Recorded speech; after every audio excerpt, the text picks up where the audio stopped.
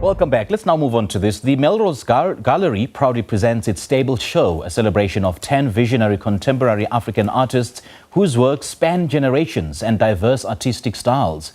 The exhibition features the works of Marcel Tchopwe, Papytsho Mafolo, Aza Mansongi, Sinalo Ngcaba, Hussein Salim, Lefifi Tladi, Ilana Seati, Samson Mnisi, Usen Obot, and the globally revered Dr. Esther Mahlangu. Now, the works invite viewers into a space of possibility where layering and reassembly become a pathway towards healing and reimagining lived realities and experiences.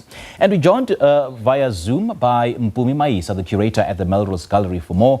Very good morning to Mpumi. Thanks for joining us. Welcome to Morning Live. Mpumi, good morning to you. Good morning. Thank you for having me. It's an absolute pleasure. Now, with the Stable Show featuring 10 visionary contemporary African artists, can you tell us what inspired the curation of this exhibition? So thank you for having me on the show. And the vision of this exhibition is essentially highlighting the artists that we represent within the gallery. So the Melrose Gallery is a Pan-African gallery. We not only represent artists from South Africa, but we really have created connections with artists that are in Africa and the diaspora as well. So with this exhibition, we really just wanted to bring all of those voices together to spotlight them and share their body of work with our audiences. And it's all great minds coming together. And as the works of these artists span generations and diverse artistic styles, how do you see their contributions shaping the contemporary, African art landscape? So I definitely think that it really is kind of pointing to where different artists within different parts of within different generations are. So like our youngest artist, for example, is Sinalo Ngcaba, and with her work, her work is very playful. Like it really speaks to, she grew up in Soweto, so her work really speaks to the state of being like a contemporary, like a young person who is, navigating this very, really heavy history, but like young people have access to the world and opportunities. And so her work, I think, is able to kind of contrast those two realities or existing within those two parameters.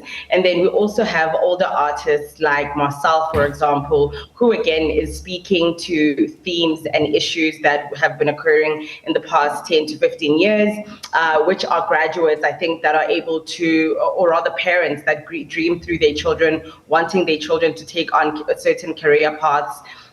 And then once they graduate, they find that, the job market isn't ready for them. And then they find themselves kind of having to go to lower level, I think, jobs as consequence. And I think this, with this exhibition, we're seeing how different themes have a through line through Africa, because Marcel is from Cameroon, but I think what he covers is an issue that we also face in South Africa, right? Like with his work, you'll see a doctor with like a graduate's gown and a stethoscope, and then, but like that person is like at the robots and having to like sell things. And then we also have, I think, legends like Samson Mnisi, who was coined as the Rainmaker. And of course, I think his works are more abstract and speaking, I think, to how we can use arts, rather like marrying arts and spirituality that speaks to the natural elements. For example, like his work really was speaking to how humans were able to like bring about rain. So I think with different artists from different generations, they're touching on themes that really reflect the realities of that time. And it's so heartwarming to see how layered and nuanced the artist's work is. And I did mention earlier on that the exhibition features globally revered artists like Dr. Esther Mahlangu. So what kind of impact do you think Dr. Mahlangu's participation will have on the show's reception? So it's had a really positive impact, and I think I also just want to point that we actually added her works just to point to her retrospective that's happening at the Wits Art Museum. So the BMW is back in Johannesburg, and people can go and experience it. But back at the gallery, I think it was very important for us to bring different abstract artists together, just so that we can see what that looks like from different lenses, generations, and artists. And how do you envision audiences engaging with and responding to this exhibition? So it's been very interesting because I think we're very lucky because we're in a space like Melrose Arch that brings in a lot of tourists, which means that we're able to have really interesting conversations with different people. So we also have one of our artists, Usen Obot, who is from Nigeria, and it's been so interesting because people are able to come into the gallery and attach the work with their own histories or what they've seen when they've traveled or what they've heard from their parents. And so like with Usen's work, for example, it's really work about mosques and these societies before I think the governments were what they are now, but like there were societies before that had their own governing systems and governing principles, and it was very much attached, I think, to the gods, right? Mm-hmm. And there was this sense of masquerading. So some people would go into like a masquerade in order to show up and act in that judicial positioning. They take on a judicial positioning, but not as a human and embodying spirit. So it's been very interesting to kind of see people come into the gallery and interact with us and to be able to like share their own histories and how they relate to these bodies of work. So it's not only people from South Africa that have been able to see these works and feel mirrored.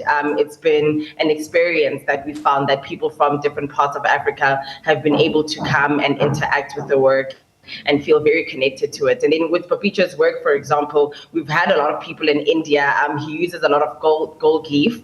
And so we've had a lot of people like from India that come into the space and say that they feel a deep resonance with the work. So I think it's not only Africa, but just being able to see how our stories on a global scale are able to interact with each other has been really interesting and enriching for us. And I suppose that's the whole point. How do the participants or the viewers of this exhibition resonate with it? And as a curator of the stable show, what message do you hope visitors will take away from the celebration of contemporary African art in the way people relate to the exhibition and how the exhibition speaks to them? So I think with this exhibition, I really wanted to have fun and also just to touch on different pockets of beauty. We've moved away from figuration and there's like a lot of abstract works. And I feel like with abstract works, people are able to place themselves within the work. And I think this year, when people visit our gallery, they'll be seeing a lot of that because we also have Pascal Conant's show that's coming up. He's from the Ivory Coast and his work is also super abstract. Right. And so when work is abstract, I feel like people are able to place themselves inside of it and have their own interpretation and experiences. All right, Mpumi, great chatting to you. Thank you so much for joining us. We're just in conversation with Mpumi Mayisa at the Melrose Gallery discussing a celebration of contemporary African art and the work that that infuses the exhibition with a profound sense of interconnectedness and reverence for the unseen.